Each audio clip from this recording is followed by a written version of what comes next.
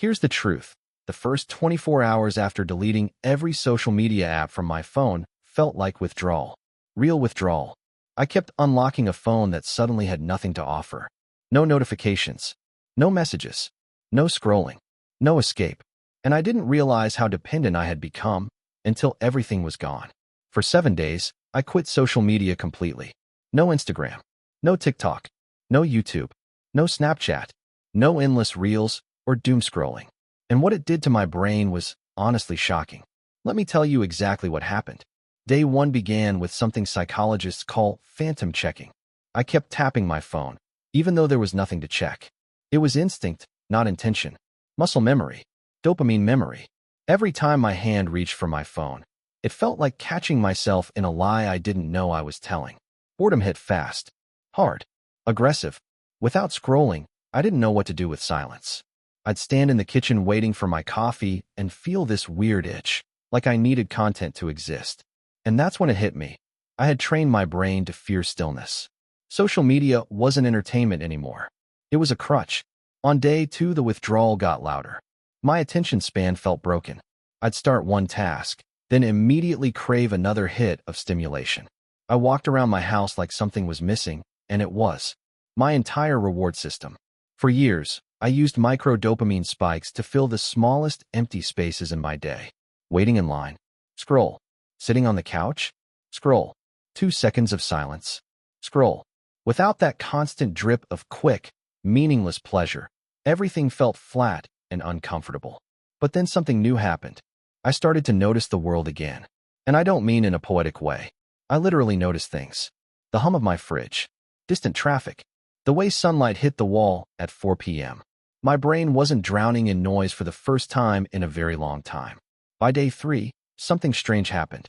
My thoughts slowed down, but in a good way. Instead of jumping from idea to idea like a glitching pinball machine, I could actually follow one train of thought from start to finish. I made breakfast without rushing.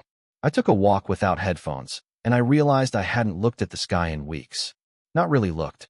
I didn't realize how much social media had rewired my brain until the rewiring started to reverse. I wasn't constantly comparing myself to anything. Not to someone's perfect vacation photos. Not to someone's new job. Not to someone's impossible lifestyle. It felt like my mind was finally breathing. Day 4 was the turning point. This was when the calm hit. Real calm. Not the artificial kind you get from scrolling until you numb yourself. This was different. My anxiety dropped. My mood lifted. My sleep improved instantly. And here's the surprising part. I didn't miss anything. I thought I would, but I didn't. My brain had finally adjusted to a world without endless stimulation. I felt present, in a way I hadn't in years. I didn't check my phone constantly. I didn't crave validation or distraction. It was like stepping out of a storm I didn't even know I was standing in. But day 5 and day 6 were the real test. Because without social media, I had to face something harder, myself. The boredom returned, but this time it felt different. Productive boredom. The kind that makes your mind wander in healthy ways. I wrote down ideas. I remembered goals I had forgotten. I cleaned my house, not because I had to, but because I wanted clarity. I talked to people in real life, not through screens. And for the first time, I realized how fragmented my attention had become over the years. Social media had split my focus into 1,000 tiny pieces, and slowly, those pieces were coming back together. I even noticed how much time I suddenly had. Hours I didn't know I was losing. When you remove scrolling, your day expands. And you start to wonder, how much of my life did I trade for meaningless content?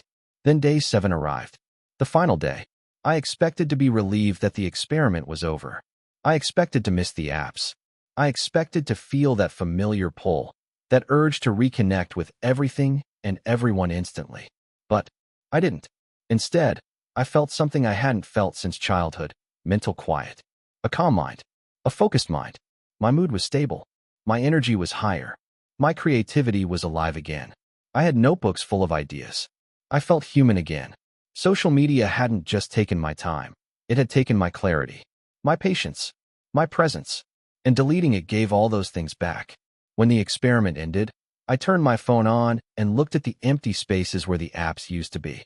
And it felt wrong to reinstall them. Not scary. Not tempting. Just wrong. Like putting shackles back on after finally breaking free. I didn't expect that. I didn't expect that at all. Here's the truth after 7 days without social media. I wasn't missing out on anything. I was escaping something. Escaping the pressure, the noise, the comparison, the addiction, the constant mental friction of trying to keep up with a world that never stops moving. Social media isn't evil. It's powerful, too powerful for how casually we use it. And maybe the point isn't to delete everything forever. Maybe the point is to take a step back long enough to see how much control you've given away. Maybe all you need is 7 days. 7 days to reset your brain. 7 days to remember what life feels like without being plugged into everyone else's life. 7 days to realize you can be happier with less, not more. Will I reinstall the apps? Yes, but not all of them. And not the way I used to. Because now I know the difference between using them and being used by them. And I am not going back to the way things were. If you ever feel overwhelmed, distracted, anxious, or like your mind is slipping out of your own hands, try this. Delete everything for a week. Just 7 days. You might hate the beginning, but you will love the ending.